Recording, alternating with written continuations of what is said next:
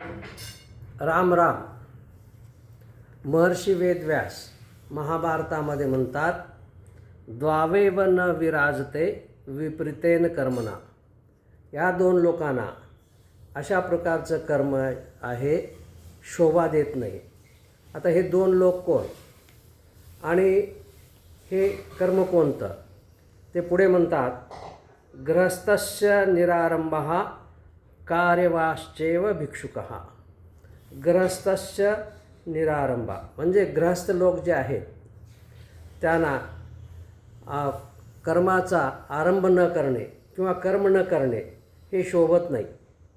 गृहस्थांनी कर्म करायला पाहिजे, संसार करायला पाहिजे. गृहस्थांनी कर्म न करणे हे त्यांना शोभत नाही. तसंच कार्यवाश्चैव भिक्षुकः म्हणजे भिक्षुक आहेत, संन्यासी आहेत, त्यांनी संसार करावा हे शोभत नाही आहे. त्यांनी कार्य करावं, संसार करावा हे शोभत नाही आहे. प्रपंचात गुंतला भिक्षुक तर ते शोभत नाही. अशा प्रकारे दोन लोक जे आहेत, गृहस्थ आणि भिक्षुक, त्यांनी काय काय करायला पाहिजे आणि काय न करायला पाहिजे हे वेदव्यास सांगत आहेत. आणखीन पुढे काय म्हणतात. द्वाविमो पुरुषो राजन स्वर्गस्योपरी तिष्ठतः. अशा दोन प्रकारचे आणखीन जे लोक आहेत ते स्वर्गाच्या वरती पण जे काही लोक आहे तिथे विराजमान होतात. मग अशा प्रकारचे दोन लोक कोणते आणि दोन कार्य कोणते. प्रभुश्च क्षमया युक्तो दरिद्रश्च प्रदानवान.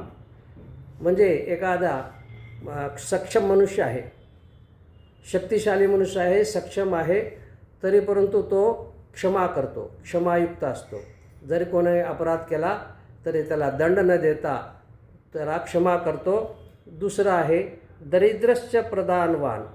दरिद्री मनुष्य आहे, पैसा नाही, अडका नाही, तरीसुद्धा तो दान देतो, दुसऱ्यांना दान देतो, दुसऱ्यांना मदत करतो.